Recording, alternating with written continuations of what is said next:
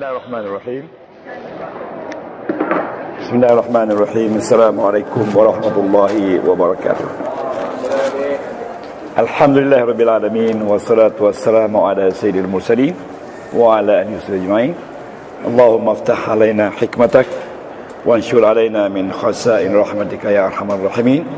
Allahumma anta rabbi la ilaha illa anta khalaqtani wa ana 'abduka wa ana ala 'ahdika wa wa'dika mastata'. A'udzu bika min syarri ma sana'tu abu'u laka bi ni'matika 'alayya wa abu'u bi dhanbi faghfir li fa innahu la yaghfiru illa anta bi rahmatika ya arhamar rahimin.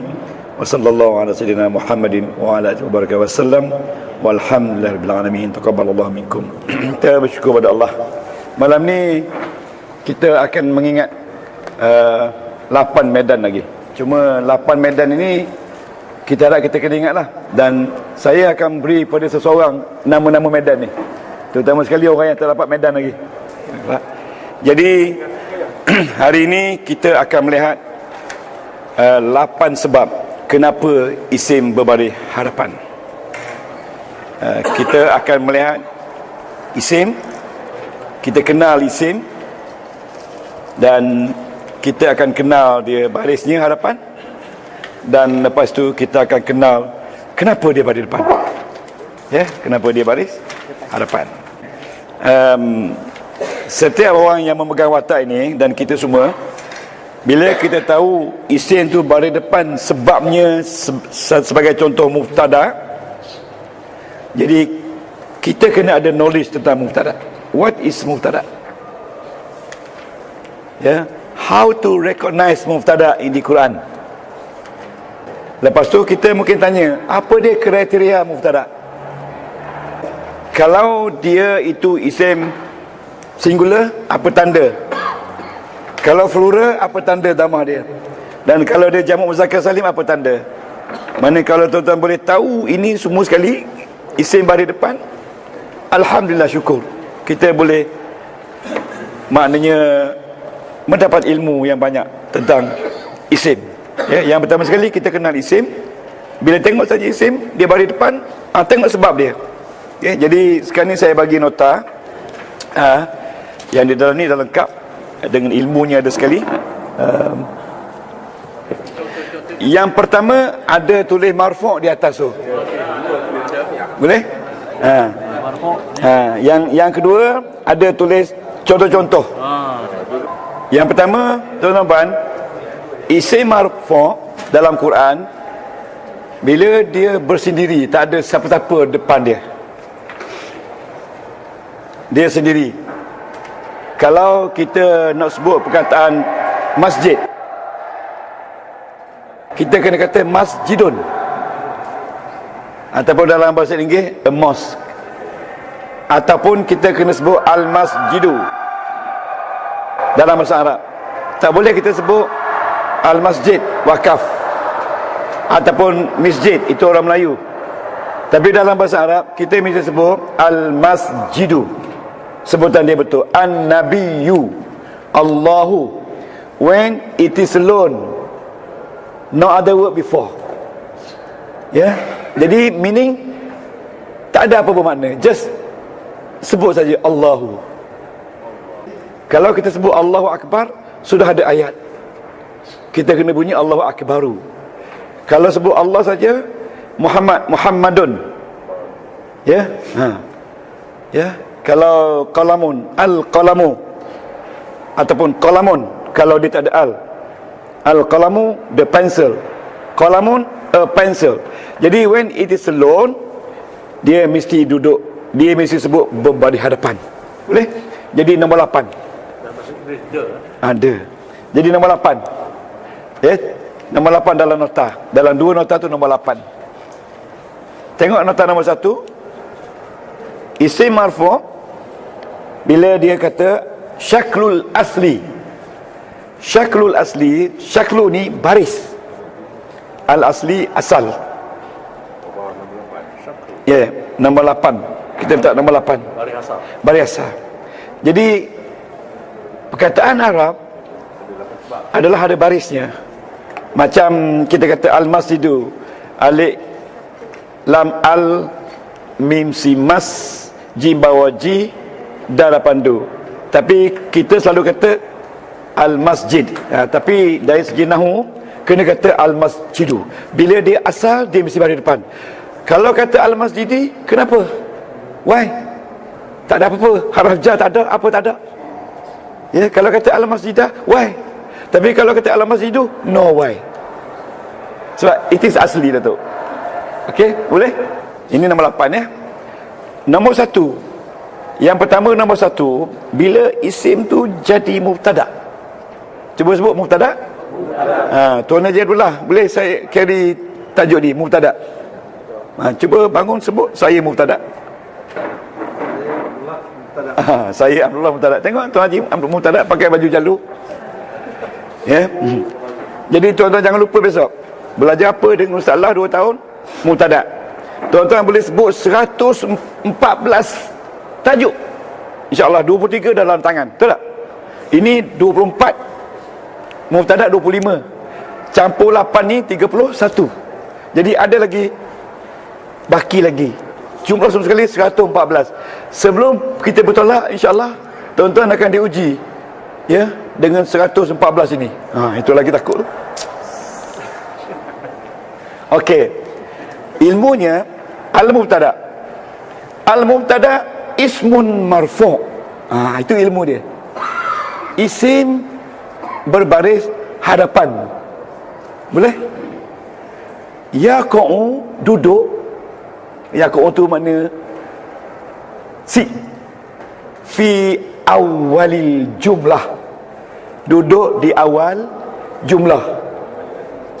Okey, boleh?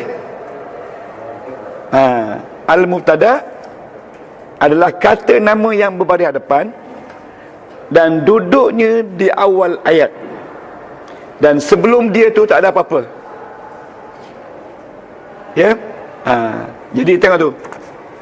Tengok tu. Sebelah kiri tu isim marfu' terletak di awal ayat. Itu knowledge dalam bahasa Melayu. Dalam bahasa Melayu mubtada maknanya yang dimulakan, ataupun kita kata subjek. What is mubtada? Mubtada is a noun, yeah, at the beginning of a sentence. No other word before. That's mubtada. Sesuai dengan nama dia mubtada, beginning. Beginning maknanya permulaan. Sebagai contoh, alhamdulillah. Alhamdu. Ini mubtada. Yes. Tidak ada ayat sebelum tu. Ya, tak ada. Mubtada. Itu mubtada. Ya. Nanti kita akan tengok dalam surah-surah apa tu yang kita sebut tadi. Nanti ini terang. Okey. Tengok muka surat yang kedua. Alhamdu. Ya. Mubtada. Al-Fatihah 2. Maknanya dalam Al-Fatihah ayat kedua. Jadi perkataannya alhamdu, itu mubtada. Jadi insya-Allah kita akan kenal lagi dalam ayat-ayat seterus. Itu mubtada. Alhamdu, baca dia, cuba baca alhamdu. Mubtada marfu' wa alamatu raf'ihi ad-dhammatu zahirah. Alhamdu mubtada berbaris depan, dan tanda baris depannya dhammah yang jelas. Itu bacaan yang paling mudah sekali. Okey, saya rasa tuan-tuan puan dan datuk memang boleh baca dengan mudah. Jadi balik di rumah nanti bacalah sebagai zikir. Al-mubtada ismun marfu'un wa alamatu raf'i dhammatun zahiratun fi akhirih. Bila baca alhamdulillahirabbil alamin, alhamdu ismun mubtadaun marfu'un wa alamatu raf'i dhammatun fi akhirih. Sekurang-kurangnya alhamdulillah tu kita boleh baca semua sekali unsur nahwu dalam tu. Boleh? Okey. Jadi kalau orang tanya kita, apa dia mubtada? Ilmu dia mubtada isim yang permulaan, dan dia mesti baris depan, dan tanda baris depan dia dhammah. di akhir dia. That's knowledge. Itulah dia ilmu. Okey. Okey, yang disebut depan ni, yang slide pertama tadi, al-mubtada ismun marfu'un yaqa'u fi awal jumlah. Isim berbaris hadapan, duduk di awal ayat. Jangan lupa jumlah tu ayat. Ya, duduk di awal ayat. Okey, jadi Tuan Haji Abdullah kena jelaskan apa dia mubtada, Tuan Haji? Jelaskan secara ringkas. Boleh Tuan Haji? Mubtada subjek ataupun kata yang di permulaan ayat. Ya. Isim marfu' Ya. yakun fil awal al-jumlah. Ya. Cukup dua dah. Mubtada isim permulaan dan dia mesti bagi depan. Ya. Duduk di awal jumlah. Itu cukup dah. Tak ya? Ingat sebelum tu tidak ada apa-apa. Okey.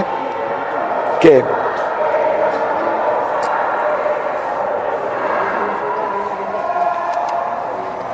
Apa pula bising ni? Okey. Okey.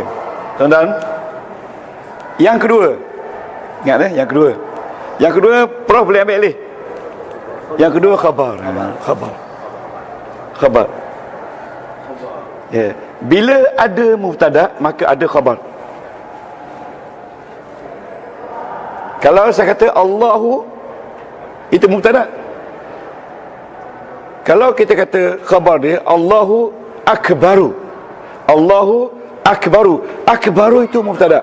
Mubtada juga isim berbaris hadapan sama dengan khabar. Cuma bezanya kalau mubtada laki-laki, khabar laki-laki. Kalau mubtada dua musanna, khabar mesti dua. Kalau mubtada ramai, khabar mesti ramai. Kalau mubtada yang khabarnya benda yang tidak ada akal, maka dia jadi perempuan satu. Itu je perbezaan. Sebagai contoh, ya, sebagai contoh, al-qalamu, laki perempuan? Laki-laki, muzakkar. Muzakkar. Perkataan muzakkar. Al-qalamu kita kata jamilun. Satu, khabar dia cantik, laki-laki satu. Kalau al-qalamani jamilani. Kalau al-aqlam dia kena kata jamilatun. Itu je beza. Perempuan satu. Boleh? Nak tulis tak? Oh, kita nak suruh ingat je. Tak apa. Ingat konsep tu kan? Nanti as-sa'atu. As-sa'atu laki perempuan? Perempuan. Jamilatun. Cantik. Kalau dua jam as-sa'atani jamilatani. Kalau banyak jam as-sa'atu jamilatun. Sebab dia tak ada akal. Bila tak ada akal, lebih daripada tiga, kena jadi perempuan satu. Tak apa, dengar saja. Lupa tak apa. Dengar saja. Habis lupa dia bermula. Tak apa. Tak apa nanti. Tuan-tuan, nanti saya akan buka surah Imran, buka balik dan baca terjemahan. Tidak ada siapa yang tak tahu makna. Kalau tak tahu juga, tak lama lagi lah. So, maknanya kita tak tahu yang kita ditahu. Itulah kebesaran Allah dalam Al-Quran. Jangan tak percaya. Sebab itu saya bawa buku dua tu. Buku dua yang tuan-tuan beli RM7.50 tu. Ya, yang Profesor Rahim tulis. Saya rasa 95% tuan-tuan boleh baca teks tu dengan baik sampai akhir. Boleh baca sendiri. Faham tak faham? Yang tak fahamnya unsur nahwu mungkin kita belum jelas. Tapi baca boleh faham. Tapi sekarang ni dah naik RM8. Orang lambat mari naik RM8.50. Okey, boleh? Okey, khabar. Sebagai contohnya dalam Al-Quran, wa ulaika humul muflihun. Okey, cuba buka surah Al-Baqarah. Tadi buka Baqarah dulu. Jangan ada. Dia tulis ayat berapa ni? Wa ulaika muflihun. Okey. Ayat 5. Tengok. Sorry, Prof. Wa ulaika humul muflihun. Jangan risau. Dia sudah tulis di bawah tu khabar. Nampak tak? Al-muflihun. Dia tulis khabar. Ayat 5 dah tiba dekat. Okay, ayat 5 ni. Oh, okey. Ni dah benar. Okey. 4 5. Okey. Oh, okey. Ni. Okey. Okey, tuan-tuan nampak dah Al-Muflihun? Al-Muflihun tu dia tulis khabar, betul tak? Khabar. Jadi kita belajar dalam risalah kita, khabar mesti baris depan. Mesti marfu'. Jadi apa tanda marfu' dia? Wow. Tanda marfu' dia wow. Dan tanda marfu' asal ialah dhammah. Bila isim jama' dia jadi waw, kerana dia jamak laki-laki. Dan waw itu tanda rafa', dia panggil tanda rafa' far'i. Cuba sebut far'i. Gantian. Tanda rafa' gantian. Tanda rafa' asal baris depan. Tanda rafa' gantian kalau musannah alif, kalau jamak waw nun. Itu saja. Ya, jadi hari ni tuan-tuan kenal apa tu khabar. Dan khabar itu tahu sifat dia mesti marfu'. Ya, dan marfu' tanda dia ada. Tanda dia waw. Kenapa waw? Kerana khabar itu adalah jamak muzakkar salim, jamak ramai. Ya, okey. Nanti kita akan lihat. Alhamdulillah. Okey.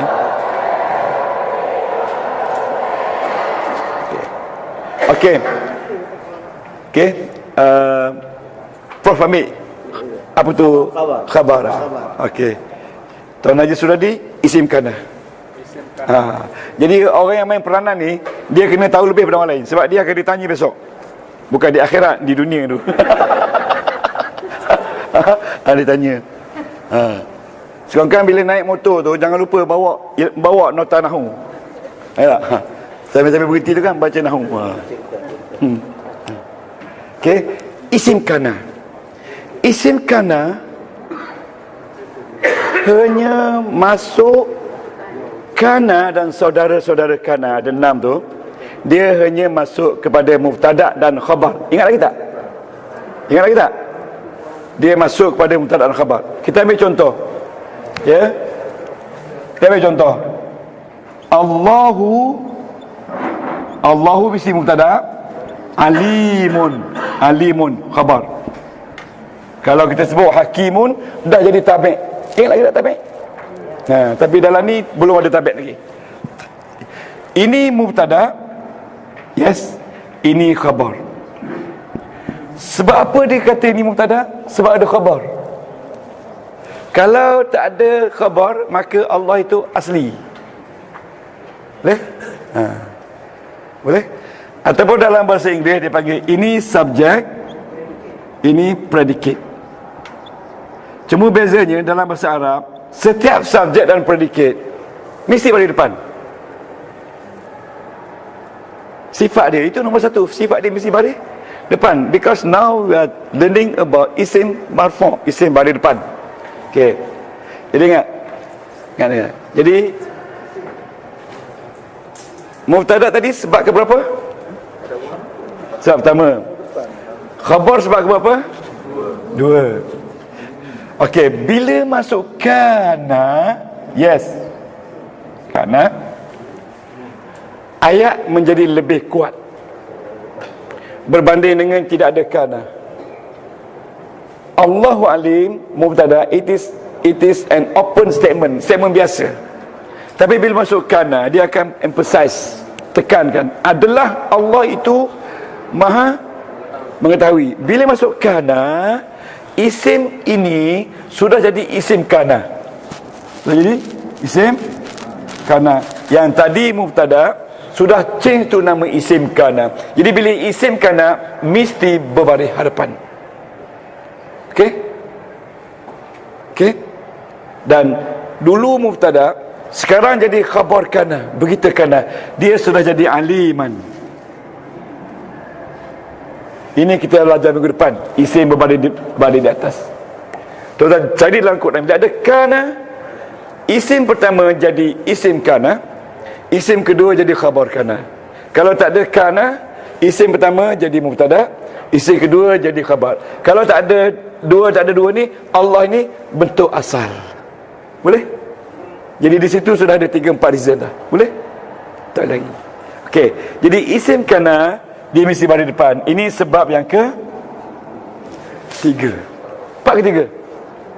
3. Tak termasuk yang syakli ya. 3. Okey. Nanti tuan-tuan, bila kita buka Quran, ini dia akan sebut isim kana. Kalau mubtada dia akan sebut mubtada. Kalau khabar dia sebut khabar. Ya. Kalau isim kana dia sebut isim kana. Kalau khabar kana dia sebut khabar kana. Cuba tengok dalam ayat, di mana khabar kana? Okey, isim kana. Okey. Surah Al-Baqarah ayat 75. Afatatma'una an yu'minu lakum wa qad kana fariqun. Nampak tak? Fariqun. Bila ada kana, isim selepas itu mesti baris depan. Jadi nama dia pun isim kana. Nampak tak? Fariqun. Dan sesungguhnya adalah satu puak daripada mereka. Itu dia makna dia.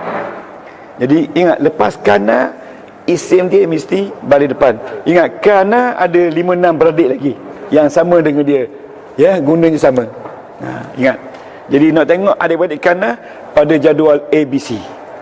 Jadi bila kita habis 8 ni, kita akan pergi kepada ayat-ayat Al-Quran dalam program saya. So kita nampak. Okay, setakat ni boleh? Waqad kana. Isim kana dalam nota ni dia kata adalah setiap mubtada yang dimasuk kana di depan dia. Tujuannya untuk menekankan mubtada itu supaya kuat sikit. Wa kana Allah, dan adalah Allah itu kuat tak berbanding dengan tidak ada. Itu penekanan, Datuk untuk penekanan.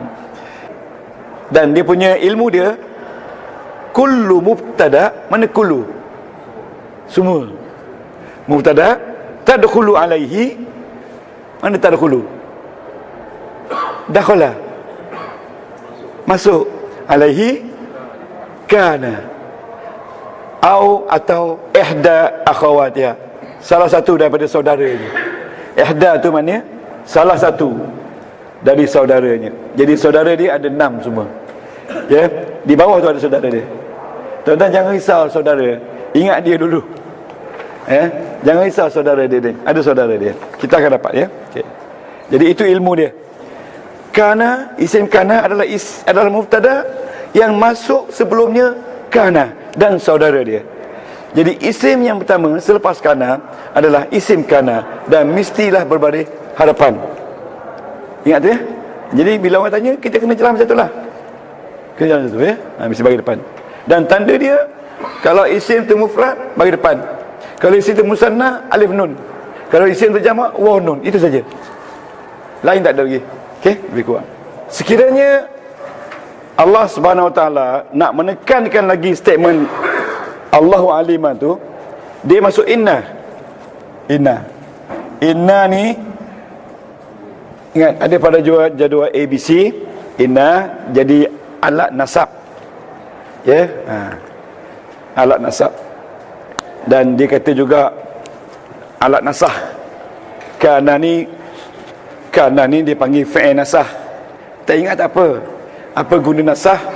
Nasahnya artinya dia menukarkan yang ini jadi bagi atas, yang ini remain. Tapi inna ni, bila masuk inna pada Allah, ya, Allah jadi bagi atas, yang ini jadi bagi depan. Jadi bacaan dia innallaha alimun.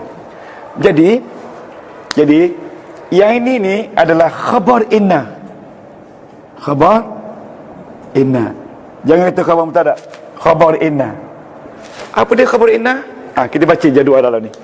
Khabar inna adalah kullu khabarin, setiap khabar kepada mubtada, ya, yang masuk atasnya inna, yang masuk atasnya inna atau saudara-saudara inna. Jadi kita kena belajar siapa dia saudara-saudara inna. Saudara inna ada di bawah ni, jangan sebuah, ya. Inna, anna, lakinna, ka'anna, laita, la'alla, la. Itu saudara dia. Jadi bila tengok selepas inna ada isim baris atas, ya, maka ini isim inna. Dan the second isim dia mesti baris depan, Jadi second isim lah ni yang kita bicara sekarang, iaitu khabar inna. Nanti Paduka boleh ambil khabar inna? Boleh? Jadi ilmu dia khabar inna adalah ilmu dia di sini adalah setiap khabar mubtada yang masuk ke atasnya inna dan saudaranya. Itu je ilmu dia. Ya, setiap khabar bagi mubtada yang dimasuki inna atau salah satu dari saudaranya. Ya, jadi jangan perlu risau. Tuan-tuan kena ingat saja, ada inna, dia punya isim baris atas, dan khabar dia mesti baris depan, macam mubtada je tadi, ya. Ingat, dia berasal dari mubtada. Kalau mubtada tak ada kana, dua-dua jadi baris depan, betul tak? Ini sebab pertama, ini sebab kedua, ya. Ya, tak. Kalau tak ada Allah kan, ya, tak ada Allah, kalau tak ada kana, ni maaf, Allahu alimun. Ini mubtada sebab pertama, khabar sebab kedua, isim kana sebab ketiga, khabar inna sebab ke empat. Susah ke? Baru seminggu cuti. Ya. Ya, dah tengok ke? Nak tanya? Okey. Cuba ya, tak apa cuba. Sekarang ni kita bagi konsep. Kita dah bagi dulu dah. Tapi hari ni kita bagi dengan detail. So now kita tengok Quran. Apa ni ya? Kita malam ni tak ada rehat. Sebab kalau rehat pun dah habis dah, tinggal buah pulasan. Tinggal buah pulasan je. Okey. Terima kasih Sarimah bawa buah pulasan. Pokok sendiri ke? Oh, pokok tepi jalan. Oh. Okey, tak apa. Okey tuan-tuan, boleh. Selesai 4 sebab ni. Selesaikan 4 sebab. Yang tadi, sebab yang ke-8 tadi dah faham ya? Okey. Boleh?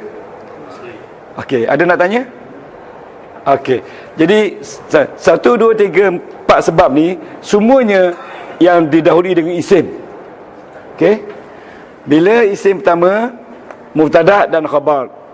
Bila isim kedua isim kanar. Bila isim keempat khabar inna. Inna dimasukkan untuk memperkuatkan ayat. Kana juga untuk kuatkan ayat. Tapi inna lagi kuat. Sesungguhnya. Jadi tuan-tuan, bila baca inna tu kena baca kuat. Kena baca kuat sebab sesungguhnya.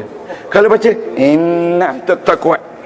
Tengok kodi-kodi baca, semua inna dia jadi kuat. Karena wa kana Allahu aliman hakima. Itu tak kuat. Kalau inna kuat. Kuat. Okey. Kalau tak ada kana wallahu alimun hakim. Kalau dia baca wallah, itu tak. Itu kena uji nasihat dia. Ada something wrong with you. Itu kena binasa kan? Jadi mubtada khabar selanting.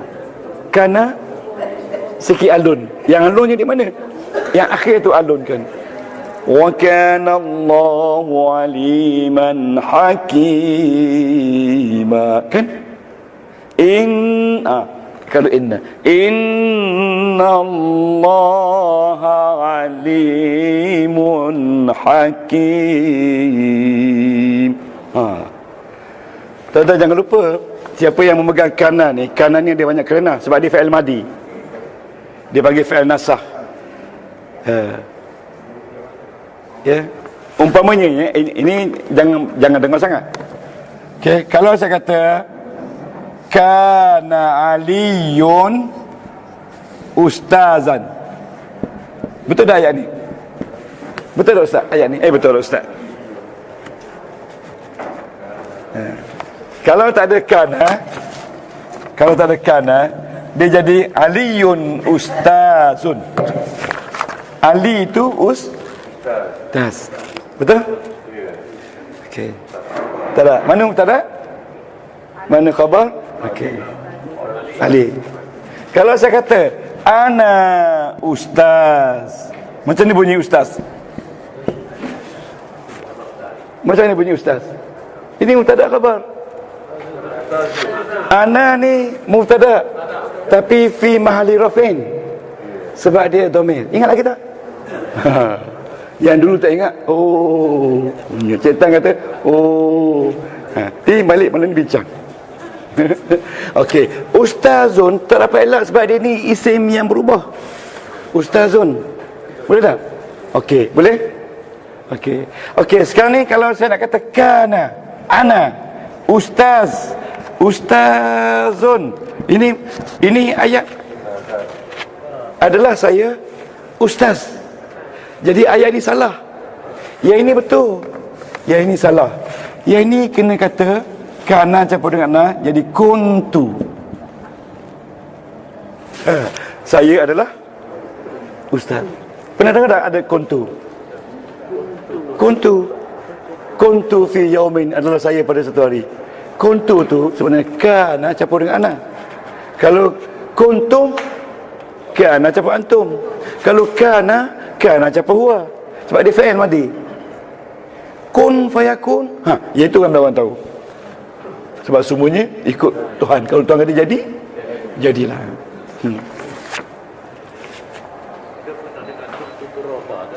Kuntu turaba. Maknanya ya laitani itu baca kena pernah tahu. Ya laitani kuntu turaba. Kalau macam ni section masuk surga, baik aku jadi tanah. Siapa kata? Manusia. Susahnya nak masuk surga. Baik aku jadi tanah. Kalau jadi tanah tak ada masalah. Dulu Tuhan kata aku tanya kau nak jadi manusia. Bukit-bukit pun semua tak nak jadi manusia. Tapi hari ni kau nak pula jadi bukit pula. Nampak tak? Ya laitani kuntu, dalam surah apa dia? An-Naba. Jadi tuan-tuan, jangan menyesal kemudian. Menyesal dulu. Belajar nahwu surah.